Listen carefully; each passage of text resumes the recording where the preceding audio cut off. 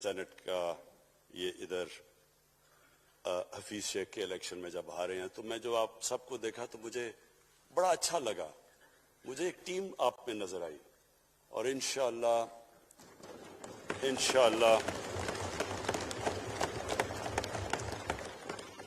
یہ ہماری ٹیم مضبوط ہوتی جائے گی. کیونکہ دیکھیں اللہ کہتا ہے کہ میں تمہارے ایمان کو بار بار آزماؤں گا. اللہ قرآن شریف میں ہمیں کہتا ہے. وہ کیوں کہتا ہے؟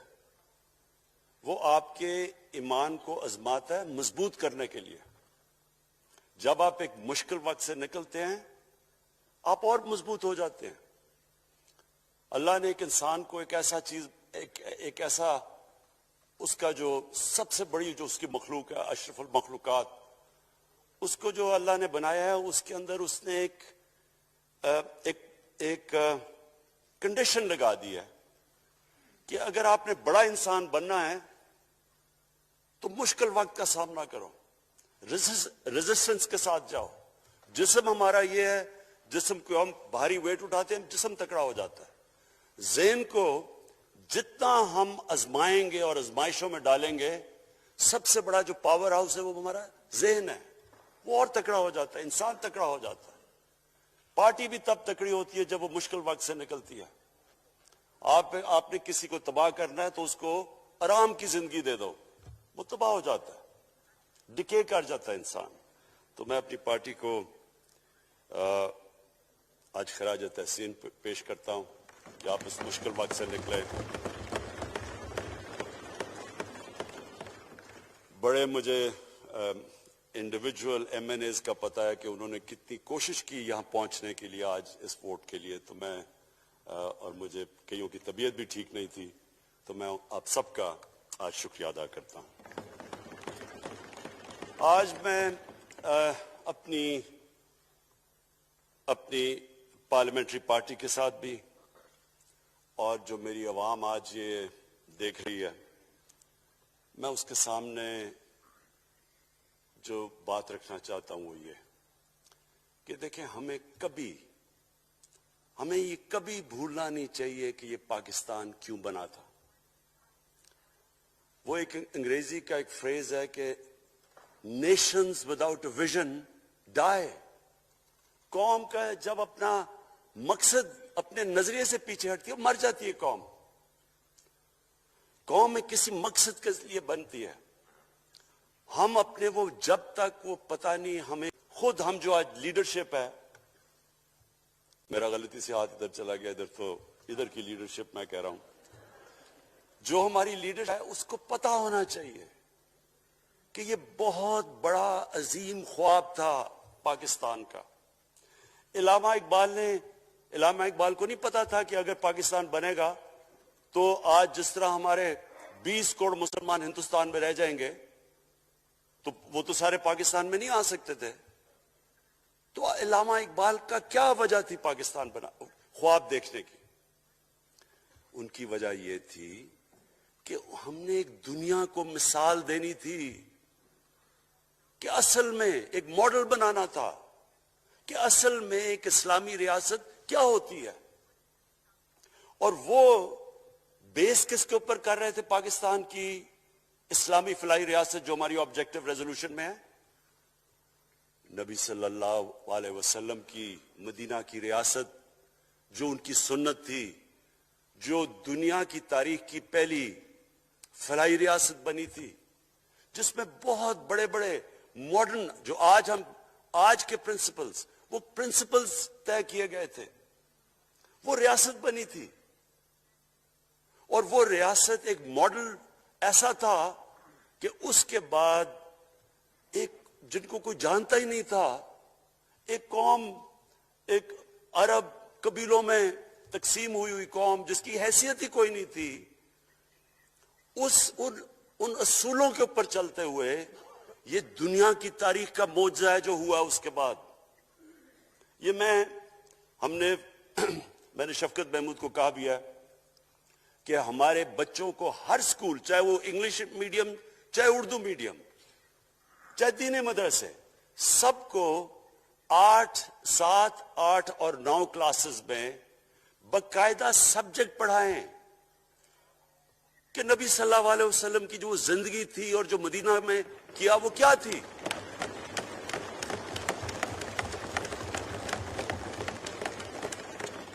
تاکہ ان کو پتہ چلے کہ اس ملک کا مقصد کیا تھا.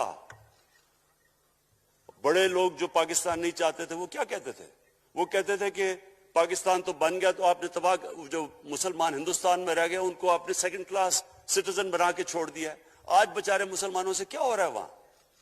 تو وہ لوگ کہتے ہیں کہ اگر پاکستان نہ بنتا تو مسلمانوں کی زیادہ طاقت ہونی تھی. ایک ہندوستان میں اس طرح مسلمانوں کا برا حال نہیں ہونا تھا جو آج ہے. یہ ایک آرگیومنٹ دی جاتی ہے. اور اگر ہم پاکستان کو جس مقصد کے لیے بنا تھا اگر ہم ادھر نہیں لے کے جائیں گے تو وہ ٹھیک کہہ رہے ہیں. یہ تو نہیں تھا کہ وہاں ٹاٹا برلا تھے جو اربوں پتی اور یہاں یہ شریف اور زرداری اربوں پتی بن جائیں. اس لیے تو نہیں پاکستان بنا تھا. یہ ایک بڑی ہمیں ری الائن کرنا چاہیے اپنے نظریے کی طرف.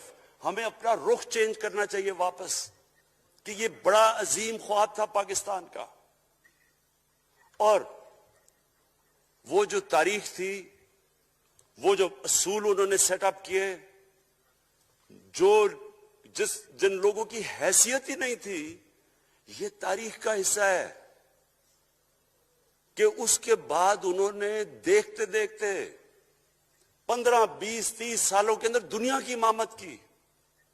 صرف امامت ہی نہیں کہ وہ تو منگولیوں نے بھی دنیا بڑی جلدی سے فتح کر لی تھی. چنگیز خان نے بھی بڑی جلدی اس کی فوجوں نے فتح کر لی تھی. 100 سال کے بعد وہ ختم ہو گئے تھے. انہوں نے ایک دنیا کی عظیم سیویلائزیشن، جو ٹاپ سائنٹسٹ تھے، سارے دنیا کے ٹاپ سائنسدان، ایک عظیم کلچر. اور سب سے بڑی بات جو آج میں یہ کہنا چاہتا ہوں، انہوں نے ایک مورل سٹینڈرڈ سیٹ کی دنیا میں. جب مسلمان گئے انڈونیشیا اور ملیشیا، وہاں تو کوئی مسلمان کی فوج نہیں گئی، وہاں تو کوئی تلواروں سے نہیں فتح کیا. مسلمان تاجروں کا وہاں کردار دیکھ کے لوگ حیران ہو گئے کہ یہ کون لوگ آئے ہیں جو بالکل ان کی morality ایسی، نہ وہ کوئی دغا بازی کرتے تھے، نہ وہ کوئی دھوکہ دیتے تھے، اپنی زبان پہ کھڑے ہو جاتے تھے. لوگ ان سے امپریس ہو گئے کہ کون سی قوم ہے. دیکھیں اسلام ہم غلط فہمی میں ہیں، یہ سمجھتا ہے کہ جی تلوار سے اسلام پھیلا تھا. اسلام پھیلا تھا کہ وہ ایک انسان کے کیریکٹر کو ریفارم کرنے آیا تھا. ہم جب اللہ سے مانگتے ہیں، ہم نماز میں ایک ہی چیز مانگتے ہیں کہ اللہ ان کے راستے پہ لگا جن کو تو نے نعمتیں بخشی، ان کے نہیں جو غلط تباہی کے راستے پہ چلے گئے. صرف نماز میں ہم یہ چیز مانگتے ہیں، ہر روز ہم پڑھ کے یہ مانگتے ہیں. یہ 2 راستے ہیں، ایک ہے تباہی کا راستہ، ایک ہے عظمت کا راستہ. نعمتیں کس کو بخشیں؟ اللہ کے پیغمبروں کو. اور جو دنیا کا سب سے عظیم انسان، جو دنیا کا سب سے عظیم لیڈر، جس کو اللہ نے سب سے زیادہ نعمتیں بخشیں، ہمارے نبی صلی اللہ علیہ وسلم. نہ کبھی اس طرح کا انسان آیا، نہ کبھی آ سکتا ہے. تو ہمیں راستہ بتایا کہ ایک ان کا راستہ ہے اور ایک دوسرا راستہ ہے، تباہی کا راستہ ہے. اور وہ جو ان کے راستے پہ چلتا گیا وہ ایک عظیم انسان بنتا گیا. ایک کتاب ہے، میں اپنے لوگوں کو ریکمینڈ بھی کرتا ہوں کہ دی عرب کانکویسٹ، وہ پڑھنے والی کتاب ہے. اس میں بتاتے ہیں کہ جب مسلمان ایک دم دیکھتے دیکھتے دنیا میں پھیل گئے تو کوئی ایک آدمی نہیں تھا. ایک تو بڑے عظیم سپہ سالار تھا خالد بن ولید، لیکن وہ جو بھی بنتا تھا وہ جنرل عظیم بن جاتا تھا. وہ اس کتاب کے اندر لکھی انگریز نے ہے. وہ کہتے ہیں اس کی کوئی ایکسپلینیشن نہیں ہے کہ یہ کیسے ساری دنیا پہ چھا گئے. نہ ان کے پاس کوئی لیٹسٹ ویپنز تھے، ایک طرف رومنز تھے، دوسری طرف پرشینز تھے، وہ تو سپر پاورز تھے. ہتھیار تو ان کے پاس تھے، نہ ان کے پاس ہتھیار، نمبرز میں بھی وہ زیادہ تھے، ان کی فوجیں بھی زیادہ تھیں، لیکن وہ ساری دنیا پہ پھیل گئے اور ایک ایسا سیویلائزیشن بنا کہ زیادہ تر تو مسلمان نہیں تھے، وہ بھی ان کو مانتے تھے کیونکہ ان کی اخلاقیات ان کا عدل اور انصاف کا نظام، ان کا کیریکٹر، اس کی وجہ سے لوگ آئے ہیں یہاں. جو ہندوستان میں اسلام پھیلا ہے، یہ ہمارے جو بڑے بڑے بزرگ تھے، دادا صاحب، بلے شاہ، نظام الدین اولیاء اور بابا فرید، یہ لوگ تھے. ان کو لوگ دیکھ کے، ان کے کردار سے، ان کے انٹلیکٹ، انسانیت سے لوگ. تو ہم آج، میں جو یہ سینٹ الیکشن ہوا ہے، میں اپنی قوم کو یہاں، یعنی مجھے شرمندگی ہوتی ہے اسپیکر صاحب کہ ہم وہ کدھر وہ خواب اور کدھر بکرا منڈی بنی ہوئی ہے ایک لوگوں کو خریدنے کے لیے، اور سب کے سامنے. یعنی ہمیں ایک مہینے سے پتا تھا کہ کیا جا رہا ہے اس سینٹ الیکشن میں، اور مجھے حیرت ہوئی کہ الیکشن کمیشن کہتا ہے کہ جی یہ تو پتہ نہیں کوئی ہم آزاد انسٹیٹیوشن ہے، یا میں ان کی کوئی آزادی کے اوپر لے رہا تھا، یا جی بڑا زبردست الیکشن. اچھا کہتے جی بڑا اچھا الیکشن کروایا. یہ مجھے اور اس سے تو مجھے اور صدمہ ہوا ہے کہ اگر یہ الیکشن اچھا آپ نے کروایا ہے تو پتہ نہیں برا الیکشن کیا ہوتا ہے.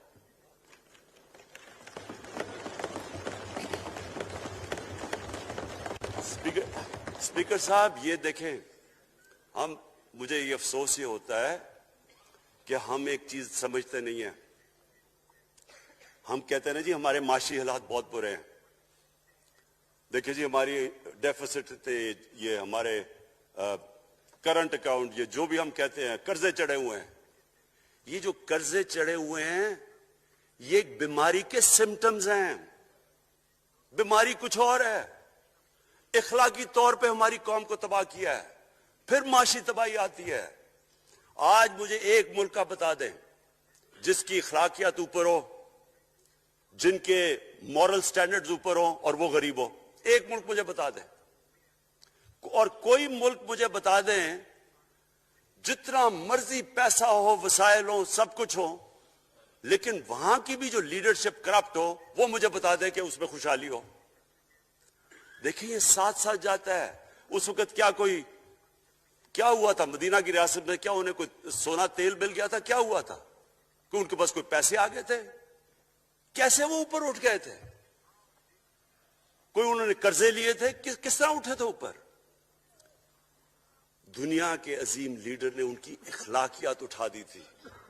صادق اور امین،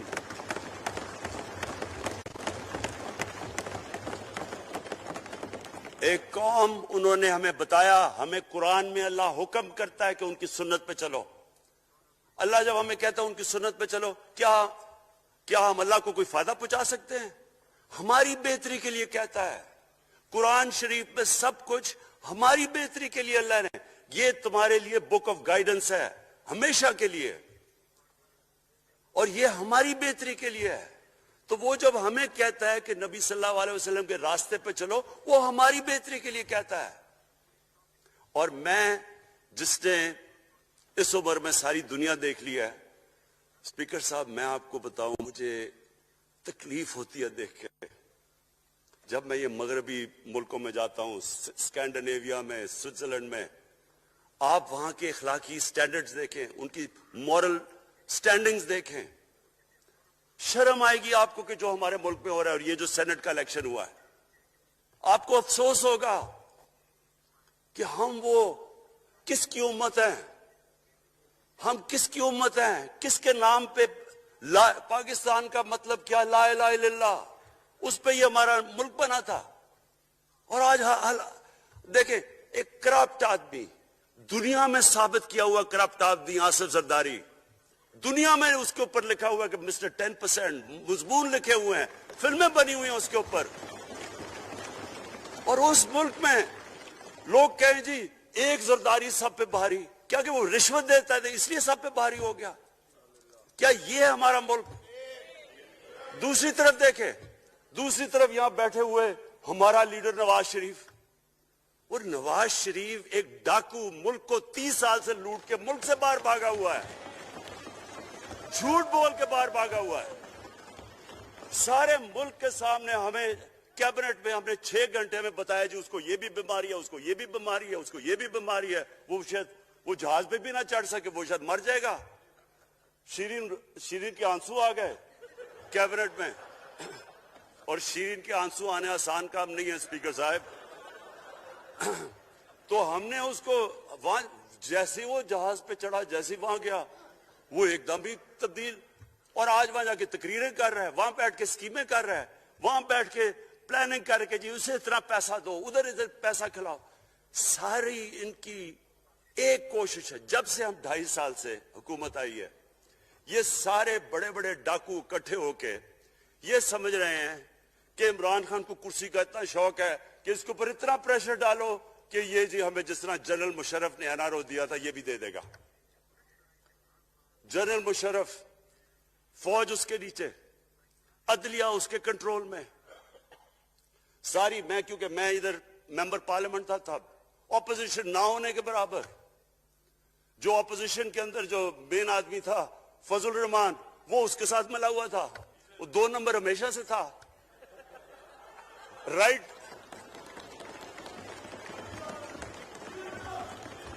اور وہ آدمی جس کے پیچھے امریکہ ان کی جنگ لڑ رہا تھا، سب کچھ، وہ ان کے پریشر میں آ کے ان دونوں کو NRO دیا، اور اتنا بڑا اس ملک کے اوپر اس نے جرم کیا ہے۔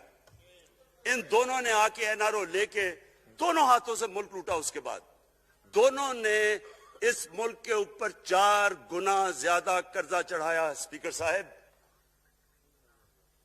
6,000 ارب سے ہمارا قرضہ جو ٹوٹل لائبلٹیز 30,000 ارب پہ پہنچا دی۔ آج ہمارے اوپر کیا مسئلہ ہے؟ ہمیں یہ قرضوں کی قسطیں دیتے ہوئے بیچارے لوگوں کے اوپر بوجھ ڈالنا پڑتا ہے۔ یہ جو مہنگائی ہے اس کے بعد میں بعد میں بات کرتا ہوں، لیکن میں پہلے یہ بات کمپلیٹ کر لوں کہ دیکھیں اسپیکر صاحب، میں یہ 2.5 سال سے تماشے دیکھ رہا ہوں۔ یہاں پہلے دن پرائم منسٹر بن کے پرائم منسٹر تقریر کرنے جا رہا ہے، کھڑے ہو کے تقریر نہیں کرنے دی۔ کیوں تقریر نہیں کرنے دی؟ کیونکہ ان کو پہلے دن سے ڈر تھا کہ یہ ہمارے جو کرپشن کے کیسز یہ معاف نہیں کرے گا۔ کرپشن کے کیسز ہم نے نہیں بنائے تھے اسپیکر صاحب، یہ سارے ان کے دور کے کیسز بنے ہوئے ان کے اوپر۔ آپس میں تو ان کا مکا تھا، اپنا نیب کا چیئرمین آپس میں مل کے کیسز ان کے بند کر رہا ہے۔ عدلیہ اس وقت کی عدلیہ وہ ان کے ہاتھ میں تھی، ان کو تو مسئلہ ہی کوئی نہیں تھا۔ وہاں $60 ملین آصف زرداری کا سوئٹزرلینڈ میں پڑا ہوا ہے، وہ جج کہہ رہا ہے کہ واپس لے کے آؤ۔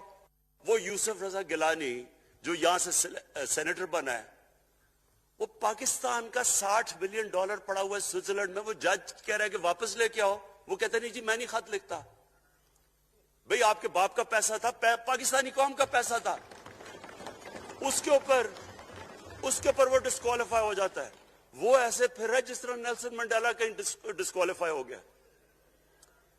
اسپیکر صاحب میں یہ چیزیں آپ کو اس لیے بتا رہا ہوں، میں تو ان کو 30 سال سے جانتا ہوں۔ دیکھیں جب تک ہم اس ملک میں اپنی اخلاقیات ٹھیک نہیں کریں گے، مورل سٹینڈرڈز ٹھیک نہیں کریں گے، جب اس طرح کے الیکشن ہوں گے کہ کھل کے پیسہ چل رہا ہے اور ہم کہیں گے نہیں جی وہ پٹواری کیوں پیسے لیتا ہے، تو وہ تھانے دار کیوں پیسے لیتا ہے، وہ سرکاری نوکر، وہ تو بیچارہ جو نچلا طبقہ ہے وہ تو واقعی جس طرح شیخ رشید نے کہا ہے، مہنگائی جو بڑی ہے بیچارے لوگوں کی تنخواہ میں گزارا نہیں ہو رہا۔ ان کو ہم کہہ رہے ہیں کہ آپ بالکل ایماندار بنیں، اور یہ جن کا اتنا ان کے پاس پیسہ ہے اسپیکر صاحب، میں آپ کو یقین سے کہتا ہوں ان کو خود نہیں پتا کہ ان کا کتنا پیسہ باہر پڑا ہے۔ اتنے 30 سال سے چوری کر رہے ہیں یہ پیسہ، اور 30 سال سے پیسہ چوری کر کے اب ان کی کوشش یہ ہے کہ عمران خان کے اوپر پریشر ڈالو سارے چور مل کے کہ جی کبھی ہم گورنمنٹ گرا دیں گے، کبھی ہم وہ نکلاتے ہیں۔ آپ سوچیں فیٹف کے اوپر، اب فیٹف ہماری وجہ سے تو نہیں فیٹف پہ ہم گرے لسٹ میں آئے، یہ تو نون لیگ کے دور میں گرے لسٹ میں آئے ہیں۔ اب اگر فیٹف کی بلیک لسٹ میں پاکستان جاتا ہے تو یہاں سب کو پتا ہے کہ سینکشنز لگ جائیں گی، تو آگے مشکل سے ہم نے اکانومی کو سٹیبلائز کیا، مشکل سے۔ اگر بلیک لسٹ میں جاتا ہے تو اکانومی سیدھی نیچے، آج جو لوگوں کو مشکل پڑی ہوئی ہے اور مشکل پڑی ہوئی ہے ہمارے لوگوں کو مہنگائی کی، اس کی وجہ یہ ہے کہ ہمارا روپیہ جو تھا تقریباً 107 روپے کا، آج 160 روپے کا. تو جب روپیہ گرتا ہے تو ساری چیزیں باہر سے مہنگی ہو جاتی ہیں، پٹرول، ڈیزل، بجلی. اب بجلی کی آدھی بجلی ان سے باقی ڈالر کانٹریکٹس کے اوپر بجلی کے کانٹریکٹ سائن کیے ہوئے ہیں، وہ سب کچھ باہر سے. دالیں مہنگی، جو چیز باہر سے امپورٹ کرتے ہیں، گھی مہنگا، ساری چیزیں مہنگی ہو جاتی ہیں. تو یہ سوچ لیں کہ اگر ہمارے اوپر سینکشنز لگ جائیں، اگر ہمارے اوپر فیٹف کی سینکشنز لگ جاتی تو یہ تو آپ تو سوچ ہی نہیں سکتے کہ یہ ملک میں کیا حال ہونا تھا. تو ہم اپنے ملک کے لیے فیٹف کی ریکوائرمنٹ پہ لیجسلیشن کروا رہے ہیں، اور انہوں نے جناب اتنا بڑا اتنا بڑا وہ لا دیا جی، اتنا بڑا جی، یہ 34 شکیں چینج کر دیں نیب میں. اب نیب کا فیٹف سے کیا تعلق ہے؟ انہوں نے سمجھا کہ اب عمران خان قابو آ گیا، اب تو یہ ڈر کے فیٹف کی بلیک لسٹ سے اب تو جناب ہمیں یہ 34 شکیں سائن کر کے تو نیب کو ختم کر دے گا. مطلب یہ کہ صرف ان کی چوری کے کیسز ختم ہو جائے، بس 1 پوائنٹ ایجنڈا ان کا. اور میں نے آپ کو پہلے دن یہاں سے کہا تھا، پہلے دن یہاں کھڑے ہو کے میں نے کہا تھا کہ ان کا صرف 1 پوائنٹ ایجنڈا. میں ان کو جانتا ہوں، جب یہ سارے اپوزیشن میں میرے ساتھ تھے. ان کا صرف ایک خوف ہے کہ یہ این آر او نہیں دے گا، لہٰذا اس کو اتنا بلیک میل کرو. اور اب فیٹف کے اوپر تو یہ پھنس گیا ہے، تو اب اس سے لے لو، اس سے کنسیشن لے لو تاکہ نیب ختم ہو جائے. اب سوچیں، کیا ان کو ملک کا فکر ہے؟ کیا ان کو نہیں پتا تھا کہ کیا ہونا ہے اگر فیٹف کی بلیک لسٹ پہ چلے جاتے ہیں؟ اس کے بعد انہوں نے جلسے کرنے کی کوشش کی، بڑا جی پبلک نکالیں گے ہم، مینار پاکستان کے اندر جلسہ. مینار پاکستان کا یہ جانتے نہیں. دیکھیں ان کے بھی آ گئے ایک شہزادہ ایک شہزادی جنہوں نے زندگی میں کبھی کام کیا ہی نہیں، ان کو پتہ ہے کہ سٹرگل ہوتی کیا ہے. جناب مینار پاکستان خود ہی اخباروں کے اندر اپنے آپ کو پیسے خرچ کر کے اخباروں میں ذرا نمایاں کر کے جناب انہوں نے مینار پاکستان میں جلسہ کر لیا. اب میں تو جانتا ہوں مینار پاکستان، اور میں تو اپنے لاہور کو بھی جانتا ہوں، میں تو اپنے لاہور شہر کو بھی جانتا ہوں. وہ لاہور شہر ملک کا کوئی پیسہ چوری کیا ہو اس کے خلاف تو نکلائے گا، لیکن بڑے بڑے ڈاکو اگر وہ سمجھ رہے ہیں کہ اپنی چوری بچانے کے لیے لاہور شہر کو نکالیں گے تو وہی ہوا جو ان کے ساتھ مینار پاکستان میں ہوا. اب آ کے جو اور ڈاکٹر فہمیدہ مرزا نے بڑا اچھا آپ کو ایکسپلین کیا. انہوں نے بتایا کہ یہ کیوں ضروری تھا اوپن بیلٹ. انہوں نے بتایا کہ الیکشن کمیشن کی تو ریکوائرمنٹ ہے کہ آنسٹ ہو، فری اور فیئر الیکشن ہو. تو انہوں نے 2008 میں چارٹر آف ڈیموکریسی میں کہا ہوا کہ جی اوپن بیلٹ ہونی چاہیے دونوں پارٹیز نے. اور اس کے بعد ایک دم وہاں سے دونوں سب ادھر سے بھاگ کے اور کہتے نہیں جی خفیہ بیلٹ ہونی چاہیے. میں نے تب کہہ دیا کہ خفیہ بیلٹ کا ایک مقصد تھا، سارے مل کے کوشش کریں گے کہ حفیظ شیخ کو ہرائیں، اور وہ جو آدمی جیتا ہے پاکستان کا کرپٹ ترین آدمی. میں ایک چیز آپ کو آج کہتا ہوں، یوسف رضا کے آپ صرف ایسٹس دیکھ لیں، پرائم منسٹر بننے سے پہلے تھے اور اس کے بعد کیا ایسٹس ہیں. بس ایک چیز دیکھ لیں، کوئی آپ کو کچھ کرنے کی ضرورت نہیں ہے. آپ کو پتا چلے گا اس نے کیا کیا اپنے زمانے میں. تو اس کو لا کے یہاں بٹھا کے تو جناب انہوں نے سارا پیسہ لگا کے، اور ہمیں سب پتا تھا کیا ہو رہا ہے، اور اس کو جا کے جناب انہوں نے ہروا دیا حفیظ شیخ کو. اب کیا پیغام گیا سارے ملک میں؟ اس کا میں نے کیوں یہ آج ووٹ آف کانفیڈنس لی ہے، اس کا کیا پیغام گیا دنیا میں؟ سارے لوگوں کے سامنے اوپن ہارس ٹریڈنگ، لوگوں کو راتوں کو کال کر رہے ہیں. یا میں تو خاص داد دینا چاہتا ہوں، میرے ممبرز بیٹھے ہیں، خواتین بیٹھی ہیں جن کو کالیں گئی ہیں رات کہ جی 2 کروڑ سے ریٹ شروع ہوگا، ہم اب آپ کو آگے پیسے دیں گے. ان کو ساروں کو پیسے آفر کر رہے ہیں. اور پھر اگر میں صرف الیکشن کمیشن کو ایک چیز کہنا چاہتا ہوں، آپ مہربانی کریں پاکستان کی ایجنسی سے صرف ایک سیکرٹ بریفنگ لیں, آپ ان کو اندازہ ہوگا کتنا پیسہ چلا اس الیکشن کے اندر. پتہ چلوائیں کیا ہوا اس الیکشن میں, تاکہ آپ اس طرح کی سٹیٹمنٹ نہ دیں کہ جی ہماری کوئی آزادی ختم کر رہی ہے. میں آپ کی آزادی ختم کر رہا ہوں یہ کہہ کے آپ کہ یہ جو الیکشن میں ہوا ہے. اسپیکر صاحب, میں آج اس اوکیزن کے اوپر, کیونکہ مجھے اس پہ کافی, میں 2.5 سال یہ بڑی چیزیں برداشت کرتا رہا ہوں, اور میں اس لیے صبر سے کرتا رہا ہوں کیونکہ ملک اتنا ہمارا مشکل میں ہے. جو ہمیں ٹائم ملا جب میری گورنمنٹ آئی, میں آپ کو یقین سے کہتا ہوں کہ ساری زندگی میری تو سٹرگل میں گزری. جو بھی آپ انسان نے کسی چیز میں کمپیٹ کرتا ہے, اگر آپ نے ملک میں اپنے سب سے ٹاپ 11 کھلاڑیوں میں پہنچنا ہے تو ایک بہت سارے ملک میں مقابلہ کر کے آپ وہاں پہنچتے ہیں. اس میں بڑی سٹرگل ہوتی ہے, اونچ نیچ ہوتی ہے بڑی. اور پھر اگر آپ کو دنیا کے لیول پہ آپ کو اپنا, اگر آپ نے آپ کو منوانا ہے, اس کی اور ایک سٹرگل ہوتی ہے. اور میرے اس سے زیادہ بڑی سٹرگل تھی کہ ایک آدمی جا کے ہاسپٹل بنانے کی کوشش کرے, اور وہ بھی کینسر ہاسپٹل. تو ایک وہ بہت بڑی سٹرگل تھی. پھر پالیٹکس میں لمبی سٹرگل رہی ہے. اکیلا تھوڑا سے لوگوں کے ساتھ شروع ہوا تھا, اور سٹرگل کر کے 14-15 سال تو مذاق اڑتا تھا میرا, سارے ہنستے تھے جب نام سنتے تھے میرا. تو ایک سٹرگل کر کے یہاں پہنچا ہوں. جو یہ 2.5 سال میں اسپیکر صاحب میں نے سٹرگل کی ہے, یہ میری زندگی کی سب سے مشکل سٹرگل تھی. اور کیوں مشکل تھی؟ کیونکہ جو یہ 10 سال میں اس کو ڈیکیڈ آف ڈارکنس کہتا ہوں, ایک ایک انہوں نے تباہ کیا. صرف 10 سال پہلے اداروں کے حال دیکھ لیں, کوئی ادارہ اٹھا لیں, پی آئی لے لیں, ریلوے لیں, سٹیل مل 8 ارب روپے کا پروفٹ لے کے بیٹھی ہوئی تھی. 8 ارب روپیہ سٹیل مل میں پروفٹ تھا جب تک کہ زرداری نے ہاتھ نہیں مارا اس کو. اپنا وہ ریاض لال جی فرنٹ مین رکھ کے ہمارے سامنے, میرے پاس آئے لوگ چیمبر والے, انہوں نے کہا جی یہ سٹیل مل سستی بلٹس اس کو بھیجا, اس کے تھرو پیسے دے رہا ہے. وہ سٹیل مل آج بند پڑی ہے. ایک ایک ادارہ انہوں نے تباہ کیا, بھرتیاں کی لوگوں کی. وہ ادارے اتنے بڑے بڑے ہو گئے ہیں کہ وہاں پینشنز ہی اتنی آ گئی ہیں کہ کچھ بچتا ہی نہیں ہے سیلریز اور پینشن کے بعد کے ادارے کو ٹھیک کر سکے. ایک ایک ادارہ تباہ کیا.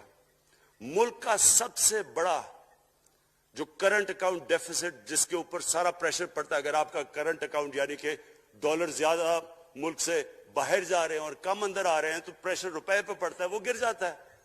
تو وہ میں آپ کو بتا, جب روپیہ گرتا ہے تو غربت پھیل جاتی ہے ملک میں. تو سب سے بڑا current account deficit, fiscal deficits جو کہ آپ کی آمدنی اور خرچے, وہ بڑا ڈیفیسٹ. سارے ادارے خسارے میں. پاور کانٹریکٹس جو انہوں نے سائن کیے اسپیکر صاحب, یہ عمر ایوب آپ کو بتائے گا, وہ یعنی ایسے لگ رہا تھا کہ کسی دشمن نے آ کے ایک ملک کو نقصان پہنچانے کے لیے پاور کانٹریکٹ سائن کیے. ان کے اندر وہی پاور پروجیکٹس آپ کہیں اور دیکھ لیں, کسی اور ملک میں, بلکہ اپنے ملک میں دیکھ لیں, اور وہ دیکھیں کہ انہوں نے کس پیسے بنائے, وہ کس پیسے پہ. گیس کا کانٹریکٹ سائن کیا ہم نے آ کے اسی ملک سے 30% کم پیسے پہ گیس کا کانٹریکٹ سائن کیا, ان کا ہی کانٹریکٹ چینج کیا. ساری گورنمنٹ جب اوپر سے پرائم منسٹر لگا ہوا پیسے بنانے, پرائم منسٹر ایک نوکری کر رہا ہے کس کے لیے, ایک دبئی کی کمپنی کے لیے. کبھی دنیا میں سنا ہے اس طرح؟ کبھی یہ مذاق سنا ہے جی کہ ملک کا پرائم منسٹر کسی دنیا کو دبئی کی کمپنی کے اندر نوکری کر رہا ہے؟ ادھر سے یہاں ڈیفنس منسٹر, ان کا فورن منسٹر, وہ دبئی کی کمپنی سے نوکری کر رہا ہے. اور وہ ایک انٹیریئر منسٹر, وہ کوئی سنا ہے سنتری بنا ہوا تھا کسی سعودی عربیہ کی کمپنی میں, مجھے نہیں پتا. کبھی یہ سنا ہے یہ ملک سے, کسی ملک سے ایسا مذاق ہوا ہے؟ یہ سارے طریقے تھے اس ملک سے پیسہ منی لانڈر کر کے بجانا. آج مجھے یہ بتائیں, میں یہ جو سارے ہماری اپوزیشن ہے, میں ان سے سوچتا ہوں, میں کئی دفعہ ان کی شکلیں دیکھ کے پوچھتا ہوں ان سے کہ کیا آپ واقعی سمجھتے ہیں کہ آپ دونوں کے لیڈر ایماندار ہیں؟ کیا یہ واقعی سمجھتے ہیں کہ ان کی جو یہ دولتیں بڑی ہیں یہ ایمانداری سے بنی ہیں؟ یعنی کیا ان کو کوئی ملک کی فکر نہیں ہے کہ یہاں کا پیسہ کہ ان کے بیٹے ہیں. میں ذرا یہ بتائیں, 3 دفعہ ملک کا پرائم منسٹر, اس کے دونوں بیٹے باہر بیٹھے ہوئے ہیں.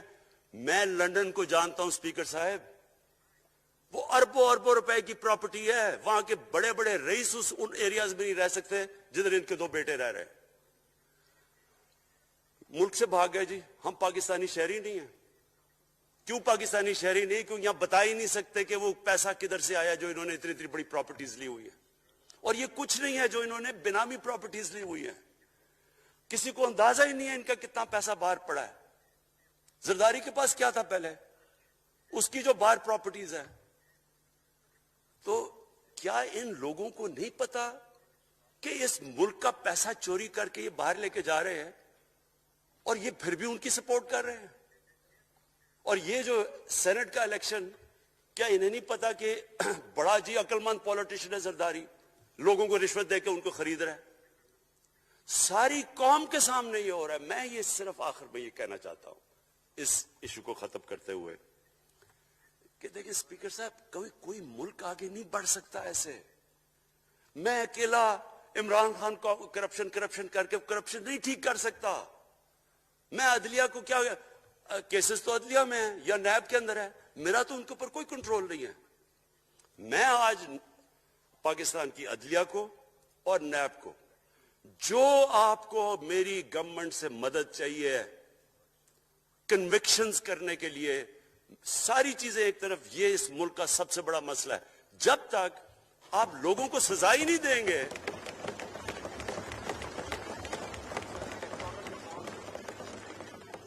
جب تک لوگوں کو سزا ہی نہیں ملیں گی.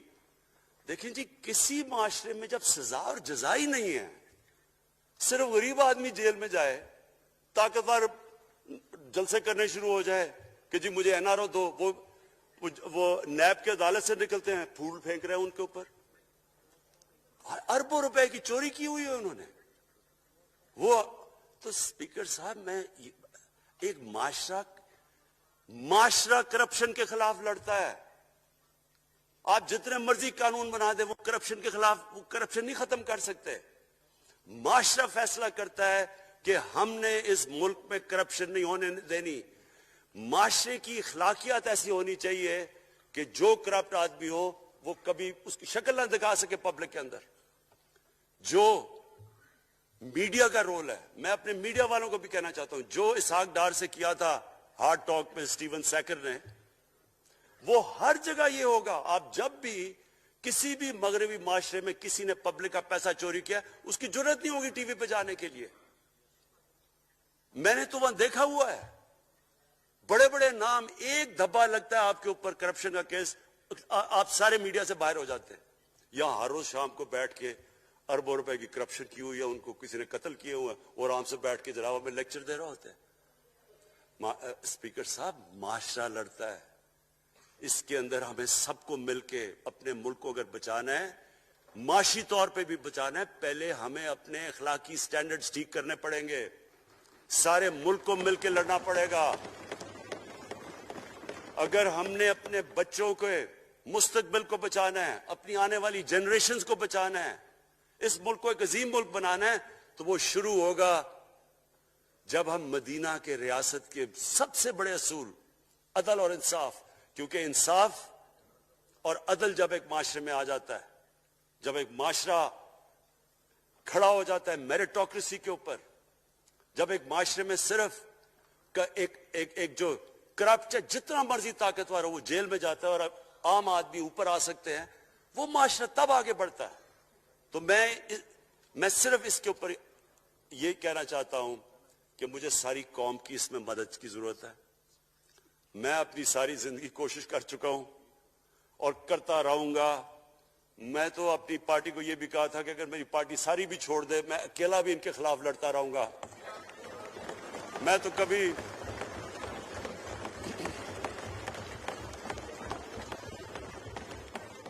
اسپیکر صاحب آخری گیند تک لڑنے والا کیپٹن تھا, آخری گیند تک لڑوں گا, وہ تو کبھی میں ہار مانوں گا نہیں. لیکن یہ وقت آ گیا ہے کہ ملک کو اپنے آپ کو بچانا ہے, آنے والی جنریشنز کو ہم نے بچانا ہے.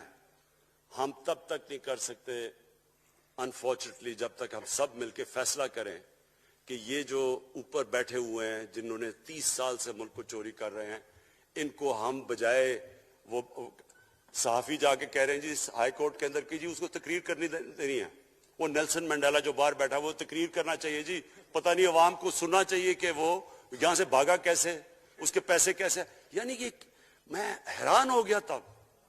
اور اب اسپیکر صاحب میں صرف مختصر بات کر دوں آگے کی۔ دیکھیں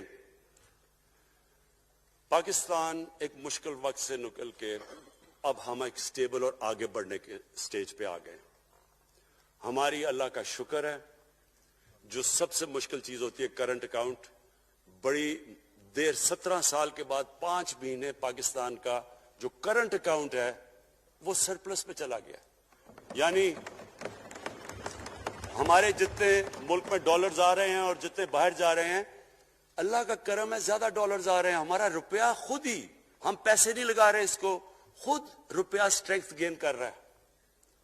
یہ بڑا امپورٹنٹ ٹائم ہے کہ اس وقت، اور یہ اس کے باوجود کہ اس ملک میں کرونا ہوا، ساری دنیا کی اکانومیز کرونا میں بری طرح متاثر ہوئی، اس کے باوجود اوپر والے کے کرم خاص طور پہ، اور میں کہوں گا کہ ہماری جو ٹیم تھی، ہمارا جو جس طرح ہم نے مانیٹر کیا اور جس طرح ہم نے ڈیٹا بیس گیدر کیا اور ہم نے ہر ایک چیز فالو کر کے ہم نے جیسے اپنے لوگوں کو بچایا ہے، میں خاص طور پہ اپنی ٹیم اسد عمر اور ہماری جو ٹیم تھی اپنی ڈاکٹر فیصل، میں ان کو خاص طور پہ خراج تحسین پیش کرتا ہوں۔ تو اس مشکل وقت سے بھی آپ دنیا میں دیکھیں اور جس طرح پاکستان نکلا۔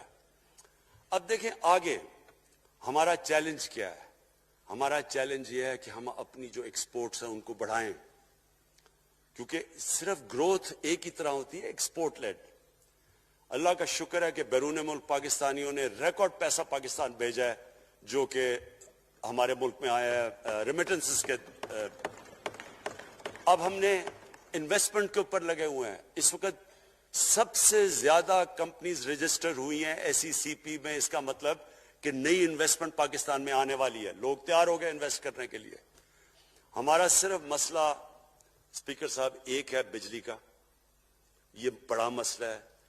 کانٹریکٹ مہنگے سائن کیے ہوئے، جو کانٹریکٹ سائن کیے ہوئے ہیں جس پہ وہ بجلی پروڈیوس ہو رہی ہے، بدقسمتی سے وہ اگر بجلی کی قیمت بڑھاتے ہیں تو لوگ آگے اور مشکلوں میں پڑے ہوئے ہیں، بجلی کی وجہ سے سب چیزیں مہنگی ہو جاتی ہیں، نہیں بڑھاتے تو قرضے، وہ جو گردشی قرضے ہیں وہ بڑھتے جا رہے ہیں۔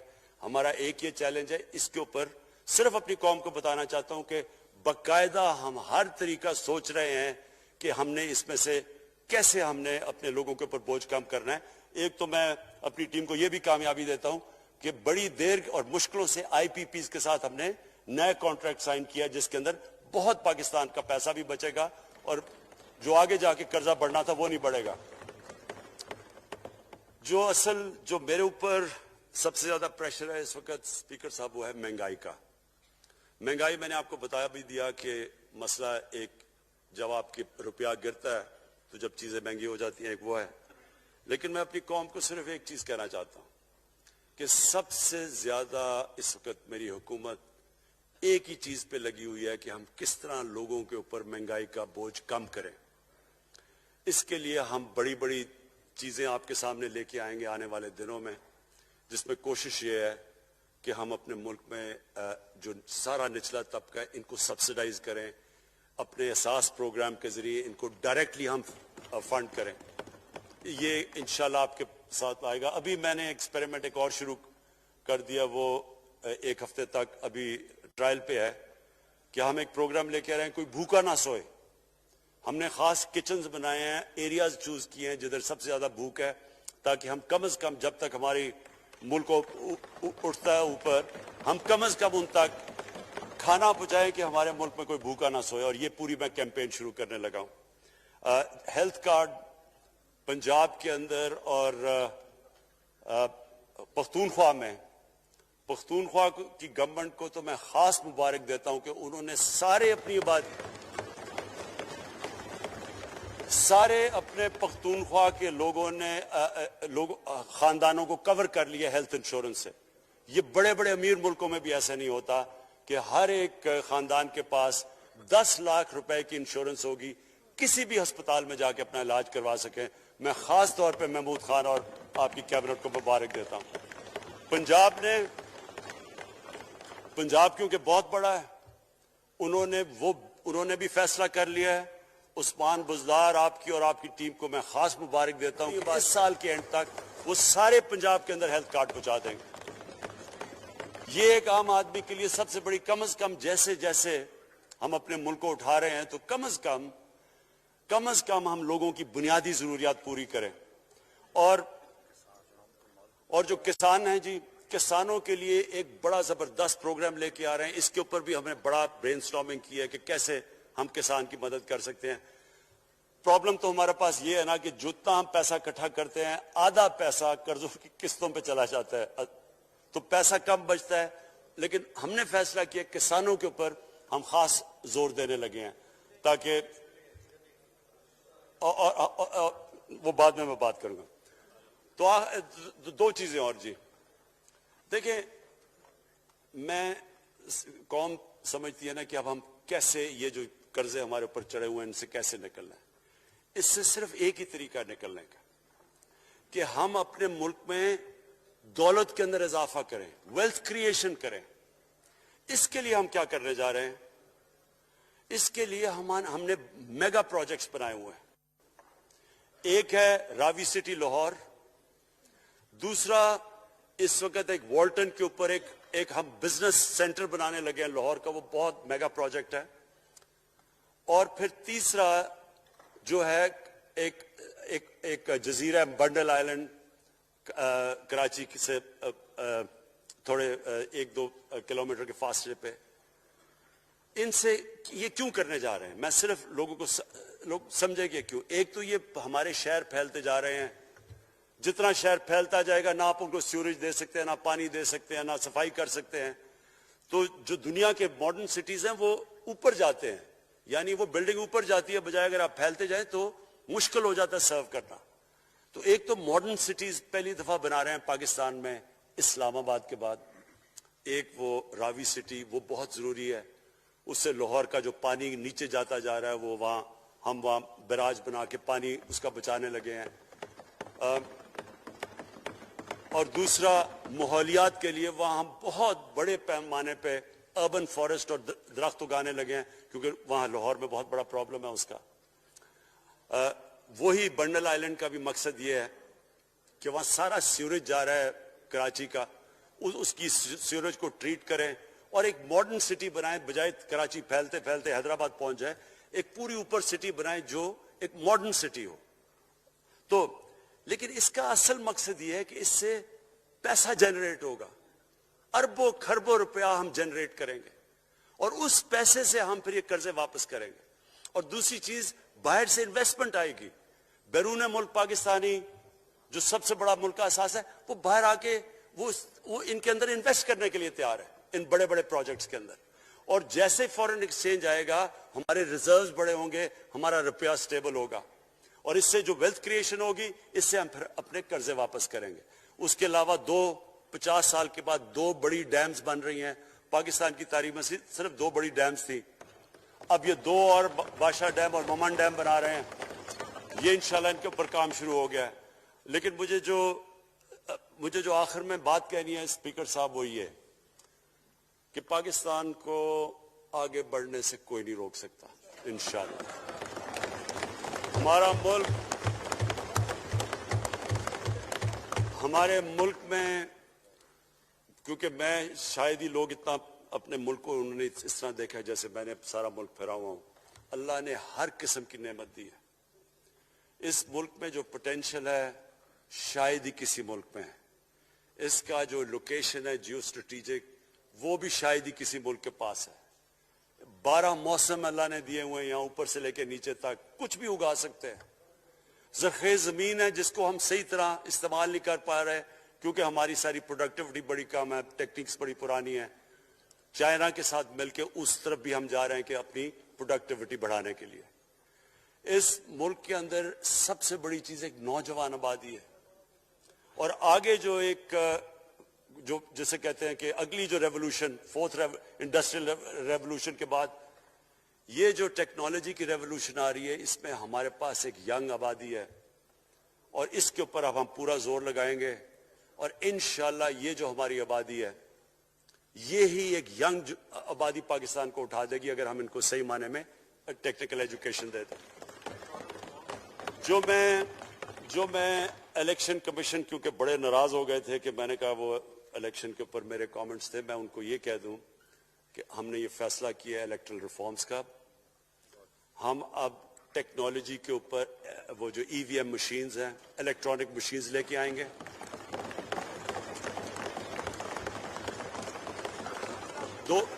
دو چیزیں کر رہے ہیں، اوورسیز پاکستانیز کے لیے آپ پورے لگے ہوئے ہیں کہ اوورسیز پاکستانیز بھی ووٹ ڈال سکیں، اور دوسری چیز الیکٹرانک مشینز لے کے آ رہے ہیں، اور کیونکہ یہ الیکٹرانک مشینز کے بغیر ہمیں الیکشنز نہیں کرنے چاہیے، نہیں تو جو ہارتا ہے وہ کہتا ہے جی داندھی ہو گئی۔ ہم نے اس طرح کا سسٹم لے کے آ رہے ہیں کہ امریکہ کے اندر جب ڈونلڈ ٹرمپ نے کہا کہ الیکشن میں دھاندلی ہوئی ہے، سارے انہوں نے جب الیکشن کھولا تو ایک بھی وہ نہیں ثابت کر سکے دھاندلی ہوئی، کیونکہ الیکٹرانک مشینز تھی، ان کے پاس وہ سسٹم تھا۔ انشاءاللہ وہ سسٹم لے کے آ رہے ہیں تاکہ ہمیشہ کے لیے آگے سے یہ چیز ختم ہو جائے کہ جو ہارا تھا وہ ہار مانے گا، جو جیتے گا وہ جیت، جس طرح کہ انشاءاللہ ہماری حکومت کرے گی، جس طرح کہ ایز کیپٹن پاکستان دنیا کی کرکٹ کی تاریخ میں پہلی دفعہ نیوٹرل امپائرز میں لے کے آیا تھا۔ بہت بہت شکریہ۔ آرڈر